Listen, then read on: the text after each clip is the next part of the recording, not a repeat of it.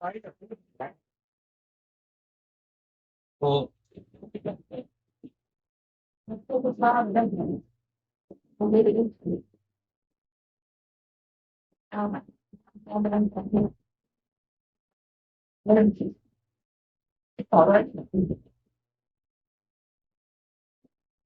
परम वंदनीय तुष्टि संता भरता सिद्धिपात सदगुरु कबीर साहब, परम वंदनीय साधना संपन्न सदगुरु कबीर साहब निर्संदा साहेब ना कृपालु भक्तों, साधक वृंद,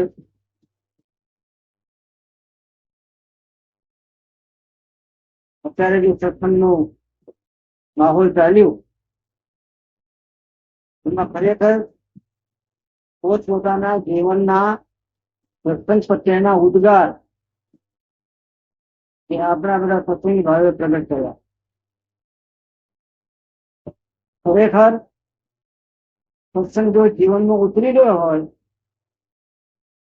એ માણસને સાધક કોઈ પણ ઘટના જીવનમાં ઘટે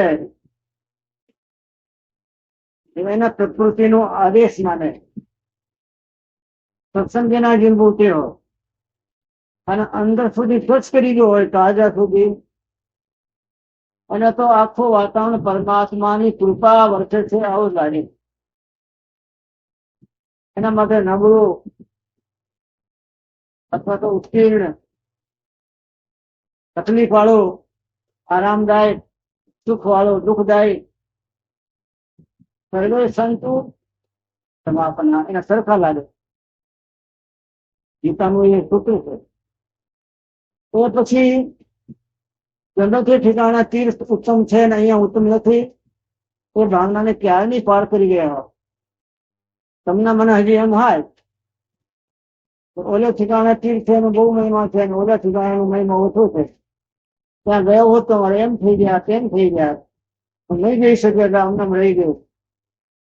સત્સંગ જેને કર્યું હોય, સત્સંગ જેને પચાવ્યું હોય અને સત્સંગ જેના આત્માને ટચ કરી ગયો હોય તો માણસના પરમાત્માની બનાવેલી બધી સૃષ્ટિ અનુકૂળ લાગે. એની જિંદગીમાંથી પ્રતિકૂળતા નીકળી જાય. પ્રાણી માત્રને પોતાનું સખા માને, પ્રાણી માત્રને પોતાનું પ્રેમી માને અને એના સદગુરુ મહારાજના આપેલા સિદ્ધાંતમાં જે રૂચિ થતી હોય બીજી કોઈ વસ્તુમાં એને રુચિ ન થાય.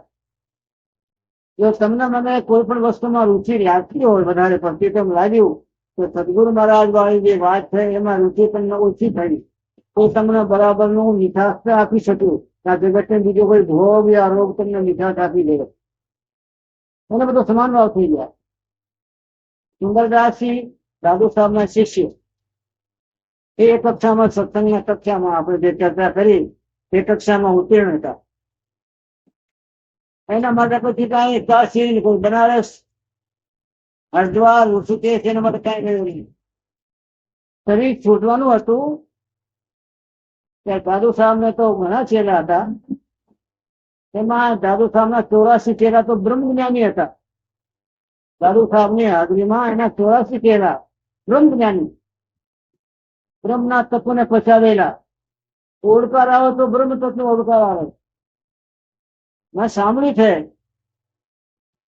સુંદરદાસજી કરતા ઘણી વાર મારા મોટા ગુરુભાઈની સેવા કરું એના પરસેવામાં કંદની સુગંધ આવતી હતી. મને તો મને ભ્રમ થતું હતું કે મને કંદની સુગંધ પણ આવે, સુખ નહીં.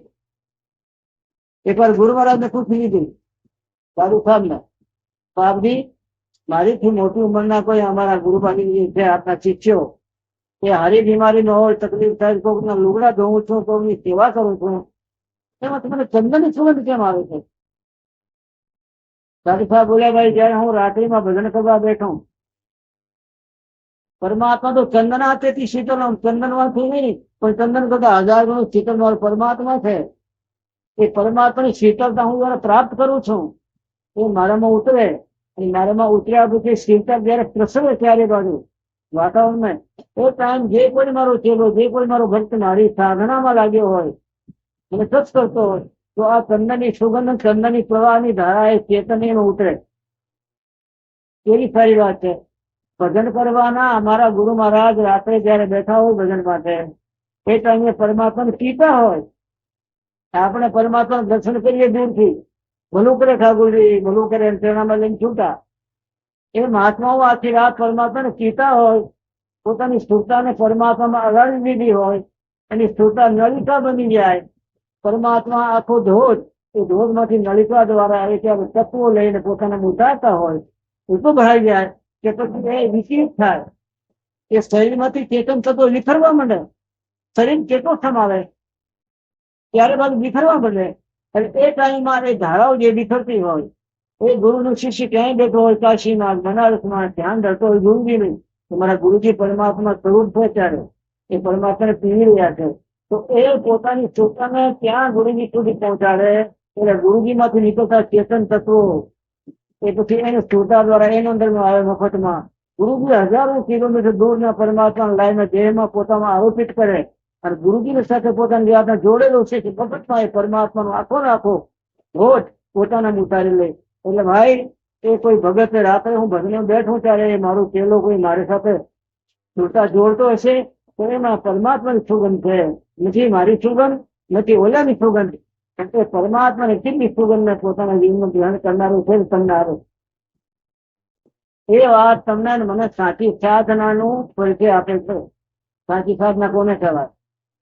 બીજી બધી વિધિઓ કરો તમને જેમાંથી સંતોષ મળતો હોય તો, પણ આત્મ સંતોષ પ્રાપ્ત કરવો હોય તો પછી આવો જે તત્વ જેને મળતો હોય, આવો જેને ભાણું મળતું હોય તૈયાર, આવો રસ જેને પીવા મળતો હોય, એના માટે આખો જગત પછી તીર્થ સ્થાન છે. આખો જગત એને મારો પવિત્ર છે. મારું પરમાત્મા અપવિત્ર વસ્તુ બનાવે જ નહીં. તારા પરમાત્મા ડમડો બનાવતા આવડતો જ નહીં. સર્વગુણ સંપન્ન જે પરમાત્મા છે એ દુર્ગુણ વાળી વસ્તુ ન બનાવે ને. એના બધાના અંદરમાં પરમાત્માની ઝાંકી દેખાય. એ ઠીકરાને જોવો તો પરમાત્માની ઝાંકી થાય. આ ઠીકરો નથી ને અમારે પરમાત્માનું સ્વરૂપ છે. આવી દશા સુંદરદાસી થઈ. એ સુંદરદાસી કે છે હવે મને કોઈ તીર્થ, કોઈ યાત્રા, કોઈ વિધિ, કોઈ વિધાન હવે મને આકર્ષિત ન કરે. ભાવે દેહ છૂટી જાવો આજ હી પલક નહીં. મારો થી ભલે આજે છૂટી જાય. ઘણા કહે બાપજી હજી થોડું બેઠો રહું તો મારું આ કામ થઈ જાય, ઓલું બાકી થઈ જાય, ઓલું થઈ જાય. સુંદરદાસી કે મારો અત્યારે છૂટી જાવ તો ખુશ, કારણ કે મારો તો એક મિનિટ થયેલો છે ને મામલો. અહીંયા છું તો એની દેખરેખમાં છું, ત્યાં છું તો એને ભેગો છું. એ કાશીમાં છૂટે તોય કોઈ ચિંતા નહીં, અને કોક સરપતિના ઘરમાં, બંગિયાના ઘરમાં છૂટે તોય ચિંતા નહીં. અને કે મારા માટે તો પરમાત્મા સર્વત્ર છે.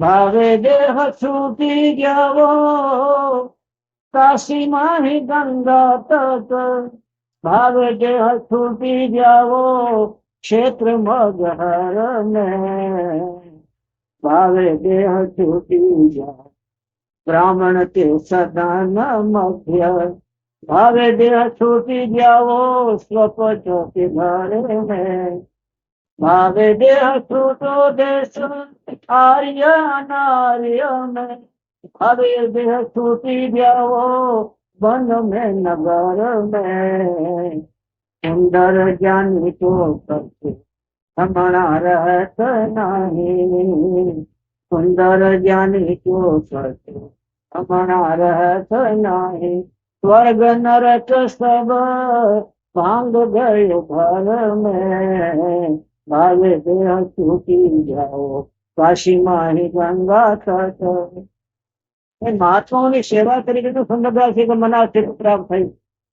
મારા ગુરુજી રાતે ભજન કરતા હોય દાદુ સાહેબ, એ દાદુ સાહેબ જગતના જગદીશને પોતાના ઘટમાં ઉતાર્યો હોય, પછી એની શક્તિ પાવર સમાતો ના હોય ત્યારે બધું વિખરતો હોય, એ ટાઈમ એ ગુરુના ધ્યાન સાથે ભલીને બેઠેલો હોય તો એ ગુરુના ધ્યાન વાળી ચેતન શક્તિની પોતાના તત્વ દ્વારા એની અંદર ઉતરી અને ધન્ય બને છે. એ રહસ્યને સુંદરદાસી જાણી ગયા. સુંદરદાસી કે ત્યાંથી હું સ્થિત થઈ ગયો, જ્યાં બેઠો ત્યાં કાશી, ત્યાં બેઠો ત્યાં સ્વર્ગનો ભાગ, ત્યાં બેઠો ત્યાં પરમાત્મા. અને ખરેખર પરમાત્માના માટે કોઈ સ્થાન નથી હોતું. પરમાત્મા માટે કોઈ પરિસ્થિતિ નથી હોતી, પરમાત્માને મળવા માટે કોઈ ઘટના નથી ઘટતી. તમે જ્યાં બેઠા છો ત્યાં પરમાત્મા મળે, એનું નામ પરમાત્મા ને. અમુક ઠેકાણે જાઓ ને પરમાત્મા મળે તો આ જગ્યા તમે ખાલી પડી છે એ કોની જગ્યા છે? કુંડકરાશી એની વાણીમાં લખે છે કે તમે જ્યાં બેઠા છો ત્યાં જ પરમાત્મા મળે. પણ તમને એવી રીતે ગુરુ મહારાજનું બ્રહ્માંડના ધણીનું પાવર પ્રાપ્ત કરેલો હોય એ જયારે એના અંદર મસ્તીમાં બિરાજમાન હોય, એ મસ્તીમાં તારવાની તોતારી તમને મળી જાય એટલે તાર જોડો તો આપણે તાર નથી જોડી શકતા. આપણા તાર બીજે જોડાયેલા છે.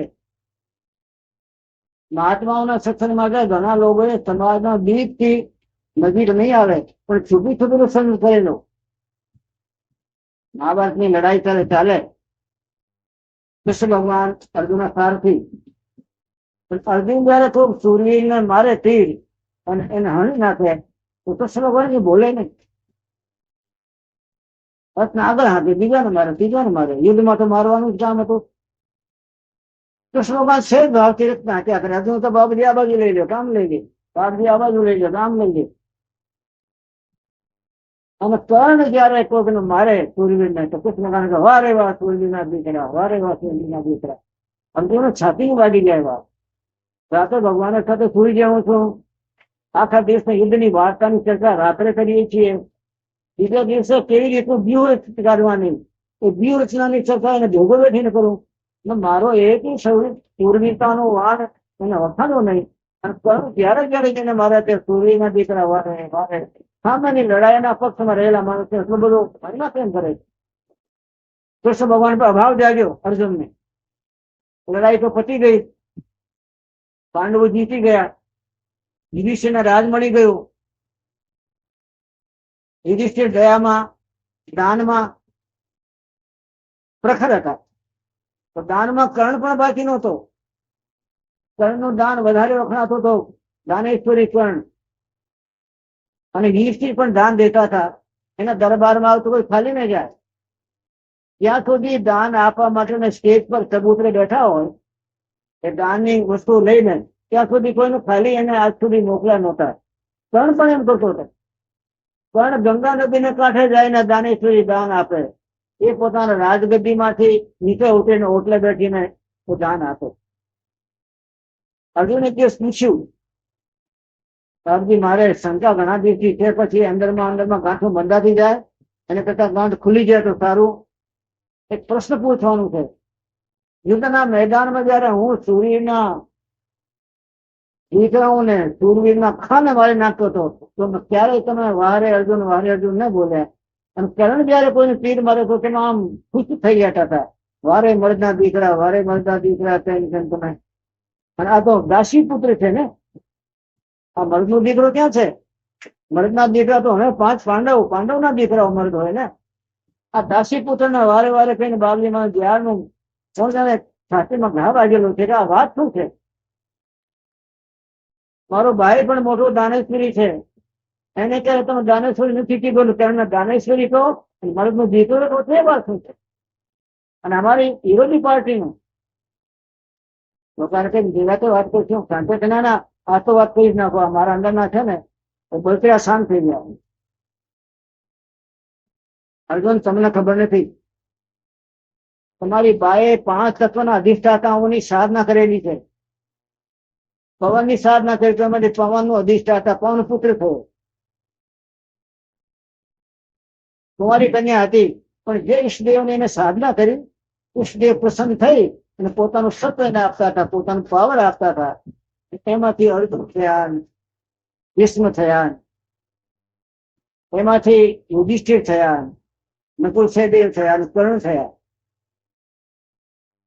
યુધિષ્ઠિર ધર્મના અવતાર છે. તમે સૂર્યના અવતાર છો. સૂર્યનો પાવર તમારી બાને મળ્યો, એને સાધના કરી સૂર્ય દેવતાની, એને અપવાસ કરી કરીને સાધના કરી, એમાંથી પ્રસન્ન થાય એટલે એની કૃપા ઉતરી, એને તમે થયા. ધરતીનો અંશ એ કર્ણ છે. સંસારમાં ધરતી માતા કરતા કોઈ દાનેશ્વરી મોટું થયેલ નહીં. તમે અમે કોકને હીરાનું દાન કરીએ, હીરા પન્ના માણિક મોતીનું, તો ધરતી માતા એક છાતી ચીરીને પોતાનું કાઢીને તમને આપો. ધરતી માતા તમને હીરા આપે, પન્ના આપે, સોનું આપે, ચાંદી આપે. ધરતી માતાએ પોતાની છાતીનું પાવર તાકાત બહાર કાઢીને તમને અનાજના રૂપમાં આપે તો તમને મને લોહી થાય. મોટા મોટો દાનેશ્વરી સૃષ્ટિમાં કોઈ છે તો ધરતી માતા છે. એમાં બે ગુણ છે, એક ધૈર્યનું અને બીજો પોષણનું. અને એવું કોઈ દાનેશ્વરી જ નહીં, એનું આપેલું આપણે બીજાને આપીએ ને. આપણા પાસે કઈ તાકાત છે, કઈ પાવર છે કે આપણે કોઈને સોનાનું દાન કરીએ? પણ ધરતી માતા પોતાના પેટાળમાંથી સોનું કાઢીને તમને આપે કે જ્યાં મારો દીકરો છે ને ત્યાં ભોગવ, એમાંથી આપણે દાન આપીએ. મોટા માણસ ફૂલાઈ જતા હોય, હું દાનેશ્વરી છું, સોનાનું દાન આપું છું, પણ તને દાન આપનારી ધરતી માતા જે છે એ ધૈર્યની અધિષ્ઠાતા અવતાર છે, ધૈર્યનું ધરતી માતા. અને એ ધરતી માતા એ ધૈર્યનો અવતાર છે એટલે ધીરજથી તમને આપ્યા જ કરે. એનું આપેલું તમે આપો છો કોઈને. એ વાતની કોઈને ખબર નથી કે હું ધરતી માતાનો ઋણી છું. એ ધરતી માતા મને આપે છે પોતાની છાતી ચીરીને કાઢીને પેટાળમાંથી, તો દાનેશ્વરી, તો અનુક્ષેત્રનો અધિષ્ઠાતા, તો કોઈને દેનારો. એમાં ધરતીનું પુત્ર છે અર્જુન, અને ધરતીનું પુત્ર છે એટલે ધૈર્યવાન છે. ધરતીનું પુત્ર છે એટલે ધૈર્યવાનનો સૌથી મોટો ગુણ એ છે કે ધૈર્યવાન સાચો સત્સંગી હોય, ઉતાવળીઓ કોઈ દિવસ સત્સંગી ન હોય. આ ધૈર્યવાન છે. વેદવ્યાસી તમને બધાને જયારે ધર્મનો બોધ આપ્યા કરતા હતા ત્યારે તમે દાસી પુત્રને આવવા દેતા નહોતા. એમાં તો પાંચે પાંડવ રાજકુમારો છીએ, કોરો પાંડવ ભેગા બેસતા હતા. દાસી પુત્ર ક્યાંથી આવી ગયા? અમારી કક્ષામાં નહીં ને. પણ સત્સંગનો પ્રેમી હતો, કારણ કે ધરતી માતાનો પુત્ર છે એટલે ધૈર્યવાન છે. ધૈર્યવાન સત્સંગના ભૂખા પીવાની અંદરમાં રુચિ હોય છે. એટલે એ ઢાળીને પાછળ જે જંગલમાં જે વન પ્રાંતમાં તમને બેઠાડી અને વેદવ્યાસી સત્સંગના મર્મો સમજાવતા હતા, એ મને ઝાડીને પાછળ લંપાઈ છંપાઈ બધું સાંભળતો હતો. વેદવ્યાસી સ્થાન બદલતા રહેતા હતા. आज उस उत्पन्न में करेंगे, आज इस उत्पन्न में करेंगे सत्संग, आज वहां करेंगे, आज ત્યાં करेंगे. એટલે એ ધ્યાન રાખીને ખબર કાઢીને દોડીને અહીંયા આવતો હતો. તમને ખબર નહીં કોઈને. એ વેદવ્યાસનો સાચો પુત્ર છે. એ સત્સંગમાં જાગ્યું છે, એને જાગીને સત્સંગ કર્યું છે. અને ધરતી માતાનો પુત્ર છે એટલે દેવાની તો એના અંદર જન્મથી જ એના અંદરમાં ઉમળકા ભેર ભાવના છે. ધરતી બધાને આપે છે. એટલે ધરતીનું પુત્ર છે એટલે એ આપવાનું એની જેવું તો કોઈ બને જ નહીં કે નહીં, એ ક્યાંથી આપે? એટલે દાસી પુત્ર છે ને. તારો ભાઈ યુધિષ્ઠિર તો કોઈને આ સુધી બાકી નહીં રાખ્યા. બાપજી ઘણા તમારી નજરમાં આવ્યા હોય, ઘણા નહીં આવ્યા હોય એટલે આપને ખબર નહીં. પણ મારા ભાઈએ એને દરબારમાં કોઈ આવ્યો છે તો એને કોઈને ખાલી મોકલ્યો નથી. તો ભાઈ ભલે નહીં મોકલ્યો હોય, પણ એને કર્ણના અંદરમાં તો ધરતી માતાનું ધૈર્ય છે અને ધરતી માતાની બધી અંદરની શક્તિ છે દેવાની. એટલે દાનેશ્વરી જન્મથી છે. અને એને જેટલો તો તમારો ભાઈ ના થઈ શકે ને. તો તમને આ વાતમાં ધીરે સમજાય છે ઓછી. ભગવાન કે આપણે ખબર કાઢીએ. વેદવ્યાસી એકવાર યજ્ઞ કરતા હતા અને યજ્ઞ કરતામાં ચંદનના લાકડા ખૂટી ગયા. વેદવ્યાસી કૃષ્ણ ભગવાને વાત કરી, ભગવાન લાકડા ખૂટી ગયા છે ચંદનના, અને હજી યજ્ઞની પૂર્ણાવતીમાં હજી વિધિ બાકી છે, ત્યાંથી લઈ આવો ને.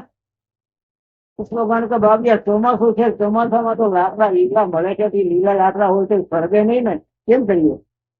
ભાઈ કોકને ત્યાં પડ્યા હોય તો લાવો ને. કૃષ્ણ ભગવાન અર્જુને સાથે લીધું, બ્રાહ્મણનો વેશ બનાવ્યો. આ વેશ બનાવવાની પ્રક્રિયા કૃષ્ણ ભગવાનના ટાઈમથી ચાલુ છે. કોઈ પૂછે કે બહુ રૂપિયાનું દેશનું સમય શું, ઇતિહાસ શું, બહુ રૂપિયાનું બધું કામ કૃષ્ણ ભગવાન એના જીવનકાળમાં કરીને ત્યાંથી પરંપરા ચાલી દ્વાપરથી બહુ રૂપિયાની. એને પેલા નહોતી, ત્રેતામાં નહોતી, દ્વાપરમાં હતી. કૃષ્ણ ભગવાને ઘણી વાર બહુ રૂપિયાના રૂપ લીધા છે. અર્જુન સાથે લઈ બ્રાહ્મણ બની જઈ ગયા. દાનની પ્રક્રિયા પૂરી કરી અને અત્યારે યુધિષ્ઠિર ઉભા થયા. ઉભા થઈને અંદર મહેલમાં જવા માંડ્યા એટલે બ્રાહ્મણ પાછા વળી ગયા. તો ધ્યાન ગયો, તો બ્રાહ્મણને બોલાવવાનું ભાઈ, બોલો બાપજી શું આવ્યા હતા? કે શું આવ્યા હતા? તમારો જે નિયમ છે દાનનો, તો ઓટલે બેઠો ત્યાં સુધી કે તમને તૃપ્તિ. ઓટલો તો તમે દાન દે અને ઓટલો ખાલી કરીને જવા માંડ્યા, કોઈ વાત નહીં. તમે અત્યારે આવ્યા છો ને, કઈ વાત કરો. તો વાત એ છે ને, અમારે તો અમારા ગુરુજી અત્યારે યજ્ઞ ચાલુ છે, એના દાખલા ખૂટી ગયા છે. ચંદના કાશ થી લગ્ન ચાલે છે યજ્ઞમાં. એટલે આપને પાસે આવ્યા હતા કે આપને ત્યાં વખતે ક્યાં કે મોટા મોટા ભંડારો ભર્યા હોય તમારે ચંદન ભંડાર ભર્યા છે, લાકડા છે, એ છે તો છે. માણસે બોલાયા, ખબર કાઢો ચંદન છે આપણે ચંદન તો નથી. અરે ભંડારમાં પડ્યા હોય જણાને બાબજી ખાલી થઈ ગયું. તો જંગલમાં મોકલો માણસો. તો એને જંગલમાં માણસો મોકલ્યા, જ્યાં જ્યાં ચંદન હોય ચોખા લાકડા ત્યાં લઈ આવો. બધે ફર્યા પણ ચોમાસાનો સમય હતો એટલે ક્યાંય સૂકો ચંદન મળ્યો નહીં. 4-5 દિવસ સુધી કૃષ્ણ ભગવાન અર્જુનના બ્રાહ્મણના વેશમાં રોક્યા. બાબજી ખાલી મત જાના નહીં મળ્યા, પાછા આવ્યા. બાબજી ક્યાં કરું બોલો, મારી તો ભાવના છે કે તમે ખાલી નહીં જાઓ, પણ અત્યારે આખા જંગલમાં ચંદન લીલાછમ થઈ ગયેલા છે, તોડેલા છે, મોટા ફૂટેલા છે, તો તમને ક્યાંથી આપું? બીજી કઈ વસ્તુ બોલો કે ના ના બીજું મારે કઈ જોતો નથી. અમારે તો યજ્ઞમાં અભિષ્યાન માટે ચંદનના લાકડા જોતા હતા. નમસ્કાર કરીને ચાલ્યા ગયા. હવે તો હાલી ચાલો આપણે કર્ણ પાસે જઈએ. એ ટાઈમ કર્ણ બેઠેલો હતો રાજમહેલમાં. આ બ્રાહ્મણનો સત્સંગ સાંભળતો હતો, સત્સંગનો પ્રેમી હતો. સત્સંગનો સમય પૂરો થયો અને નજર ગઈ કે 2 બ્રાહ્મણ પછી થયા. કર્ણે પૂછ્યું, બાબજી શું આજ્ઞા છે? આપના ચહેરા મોરા ત્યારે જોયા નથી ને. બ્રાહ્મણને બોલાવું છું, બ્રાહ્મણને બોલાવી નમસ્કાર કરીને સત્સંગ સાંભળું છું. બ્રાહ્મણના કરેલા ભજનનો પ્રભાવ બી પણ મારા જીવનમાં ઉતરે એ પ્રાર્થના કરું છું. પણ આ ચહેરા નવા છે બે. હા રાજન, અમારા ગુરુજી યજ્ઞ કરે છે મોટો રે, ચંદનના લાકડા ખૂટી ગયા. ચંદનના લાકડા ખૂટી ગયા તો હવે ક્યાંય મેળ થતો નથી, યજ્ઞ અધૂરો ન રહી જાય. અમને બહુ દુઃખ છે. અને માણસ બોલાયા, માણસો મોકલે જંગલમાં. માણસો લઈને 4-5 દિવસ ફરી પાછા કે બાપજી ક્યાંય સાંકડા છે નહીં, બધા લીલાછમ થેર કોડી ગયેલા છે, કેમ બને? બ્રાહ્મણ કે તો જઈએ. રાજને કે ના ના જાઓ નહીં, મારા દરવાજથી ફરી ના ગયો. સુથારને બોલાય, સુથાર કુંવાડો લઈને આવ્યો. કુંવાડો લઈને આવ્યો. પછી એના રાજમહેલમાં જે ચંદનના લાકડા હતા, ચંદનના દરવાજા બનાવેલા હતા, જે મહેરાબ બનાવેલા હતા, એ બધા લાકડો લઈને બધું પહોંચ્યો, બધું તોડી નાખે. બધું ચંદનનું જ્યાં જ્યાં થાંભલા શણગાર કરેલો હતો, જ્યાં જ્યાં એની દક્ષી કરેલી હતી, જ્યાં દરવાજા હતા મુખ્ય, તો પોતાના મહેલના દરવાજાના ચંદનના લાકડા તોડી અને પછી એના રાજમહેલમાં આજ્ઞા કરી જાઓ, રથ ભરો બધા. રથ ભરીને બાપજીને ત્યાં પહોંચાડીને આવો. બ્રાહ્મણ કેટલું લઈ જાય? કૃષ્ણ ભગવાને ઠોહો માર્યો અર્જુન ને. અર્જુન, તારા ભાઈના રાજમહેલમાં લાકડાને બનેલા છે કે નહીં દરવાજા? થાંભલા લાકડાના છે કે નહીં? પછી એને મહેરાબ બનાવેલા, આર્ચ બનાવેલા, ચંદનના હતા કે નહીં? હતા. તો પછી એને ખબર ના પડી એવી? એની બરાબરી ને થાય ધરતીનો પુત્ર છે. ધરતીનો પુત્ર છે એટલે ધૈર્યનો અવતાર છે. ધૈર્યનો અવતાર છે, સત્સંગનો પ્રેમી છે. તમારો ભાઈ આપણે ગયા ત્યારે બધા કામ કરીને રાજમહેલમાં જતો હતો. આ બ્રાહ્મણ નું સત્સંગ કરે છે. અમારા શાસ્ત્રમાં સત્સંગનો અતિ મહિમા છે. પણ સત્સંગ સુતા સુતા કરે એનો મહિમા નથી. જે જાગીને સત્સંગ કરતો હોય, કયા તો સત્સંગ દિન રાત જાગા, પટુખાની વાણી. જે રાત દિવસ સત્સંગ બેઠીને જાગ્યું છે, તો આપણે એમ થાય કે 24 કલાકમાં ક્યારેક તો ઊંઘ પડે કે નહીં? 24 કલાક કેમ જાગવાનું? સત્સંગમાં જો જાગૃત નહીં થાય તો એની જિંદગીમાં કરેલી સાધના નકામી. ભાગ રે ભાગ ફકીર કે બાલકા. ખોટું સાહેબ, એ ફકીરના બાળક એટલે એ ગુરુના ચેલા. ગુરુ ફકર ફકીર હોય ને, એ ગુરુના ચેલા. જો ગુરુનો ચેલો તો જાગજે. ખોટું સાહેબ, હંતર મારે છે. જો સાચા ગુરુનો ચેલો તો બંદા જાગજે. છોટા છોટાની જિંદગી ચાલી ગઈ. જાગ રે જાગ ફકીર કે બાલકા, કનકોર કામની બાધ લાગા, मार तो ही लेंगे पड़ा चिल्लाएगा, बड़ा बेवकूफ तू नहीं भागा. પટુ સાહેબની વાણીમાં ગાળીઓનો પ્રયોગ કર્યો છે, બીજા સંતો નથી કર્યો. પણ તમારા મારે જેવા મળદાને ઉભા કરવા માટે જેમ ઘોડા થાળામાં જાય ને એ ટાઈમમાં સાચા ઘોડાની પર કરવા માટે જેમ ચાબુક મારે ને ચાબુક મારતા એક કુદીને ઉભો થાય, એ ઘોડો તમારા યુદ્ધમાં કામ લેતા થાય. 2-3 ચાબુક મારો માંડ માંડ ઉભો થાય ને એને જવા દેતા. તમને મને ચાબુક લાગે તમને મને કઈ ચેત આવે, તમને મને કઈ ચંચળી જાગી જાય, દેખું કીધું જાગ રે જાગ ફકીર કે બાલકા, કનકોર કામિની બાધ લાગા, मार तो ही लेंगे पड़ा चिल्लाएगा, बड़ा बेचूप तू नहीं भागा, श्रृंगी ऋषि जैसे वन में लूटिया, बचा नहीं कोई जो लाख भागा, दास पलटू कहे बचेगा वही जो बैठ सत्संग दिन रात जागा, दास पलटू कहे बचेगा वही जो बैठ सत्संग दिन रात जागा, मार तो ही लेंगे बड़ा चिल्लाएगा, बड़ा बेवकूफ तू नहीं भागा, भाग रे भाग फकीर के बाल का है, साचा गुरु ना चेला, तो साचो गुरु चेलो हो तो भाग्य भाग्य के दूर रह जाए नहीं, कनक और कामिनी बाग लगा, कनक એટલે ऐश्वर्य, કનક એટલે ખાલી સોનું નહીં, જે તમને મને ઐશ્વર્યના ઢગલા મળેલા છે એ ઐશ્વર્યના આપણા જીવન માટે ઉપયોગ કરીએ, આપણા જીવન માટે ભોગીએ તો રોગ છે, અને બીજાના માટે વાપરીએ તો યોગ છે. આ જિંદગીમાં યોગ ને ભોગ બે છે ને સમજનારો જોઈએ. કનક માને આખા જગતના ઐશ્વર્ય ભોગવાના ભોગ જગતના, મારે તો એ જોઈએ, તમને મારે નહીં ચાલે, મારે તો પહેલાથી કેવું છે એવી કે મારે તો એના ચાલે એ તો મારે જોઈએ તો માર ખાવાનું. પરમાત્મા જે ટાઈમ જેવો તમને મને આપી દીધો હોય ને પરમાત્માની પ્રસાદી સમજીને માથે ચડાવનારો એના ડંકા વાગે. બાકી ધૂળ ચાટવા જન્મ્યા છે, ધૂળ ચાટતા ચાટતા મરી ગયા, પછી ધૂળ ગયા. ઇંગ્લિશ ગામ લીધું એને આખા થવાયામાં, ઇંગ્લિશ તો બનને માર્યા, ઇંગ્લિશ ને વનમાં માર્યા. એના ગુરુજી ત્યાં બિરાજમાન હતા, શૃંગી ઋષિના સમીક નામના ઋષિ, એ હરદમ ભજનમાં રહેતા હતા. અને શૃંગી ઋષિ જંગલમાં લાકડા લેવા ગયેલા, ત્યારે ઋષિ બેઠા હોતા. આપણે દાદુ સાહેબ ને વાત કરી કે મેં જો ભજન કરતા હું સુંદરદાસ, મારો ભજનના ટાઈમ જયારે પરમાત્માની મારા પરથી ચેતન વર્ષા થતી હોય, એ ચેતન વર્ષાને કોઈ શિષ્ય પોતાની શ્રુતા દ્વારા ગ્રહણ કરતો હોય, એને લાભ મળે. એ શૃંગી ઋષિ લાકડા લેવા ગયા, અને પછી સિદ્ધિ હતી, સત્સંગ નહોતું. શૃંગી ઋષિ માર કેમ ખાઈ ગયા? એને પાછળ સિદ્ધિ હતી, દીકરા આપી શકતા હતા.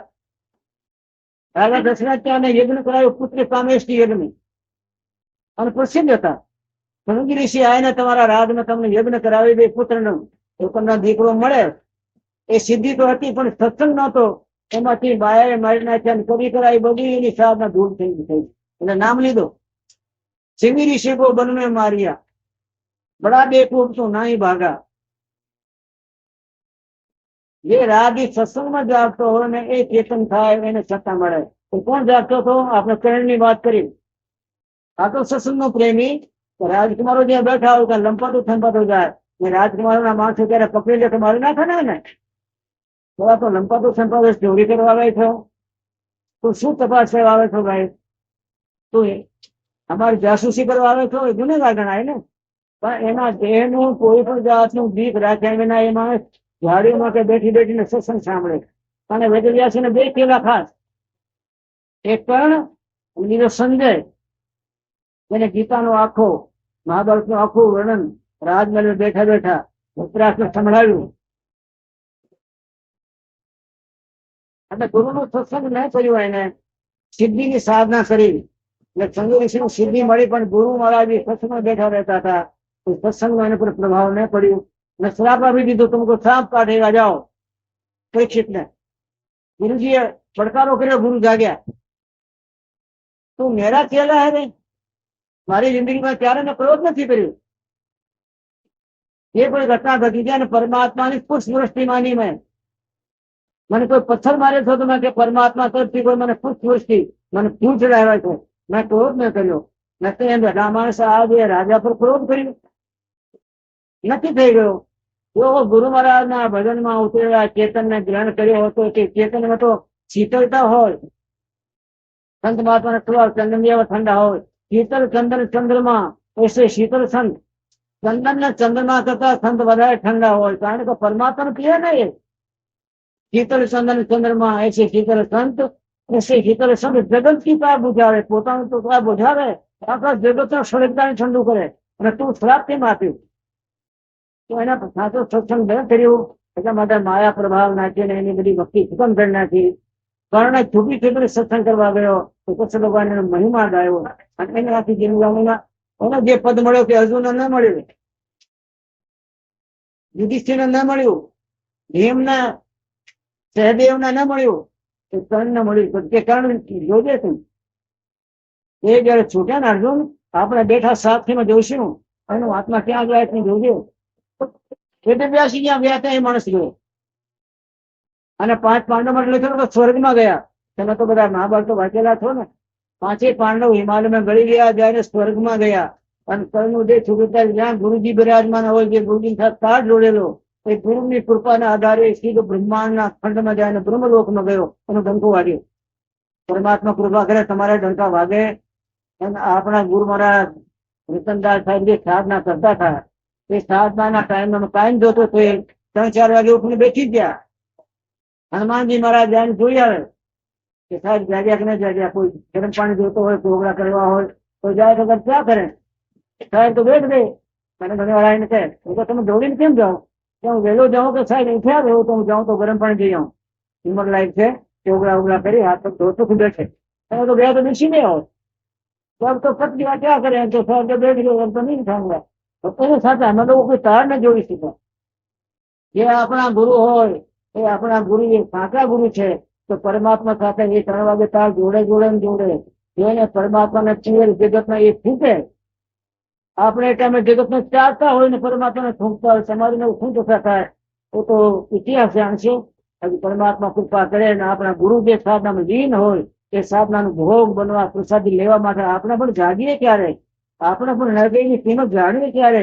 આપણે એને ઘસી નાખ્યું તો સોનું બનશે, આપણું જીવન ધન્ય બનશે. બોલે સદગુરુદેવ મહારાજ. મારી જાવ ને,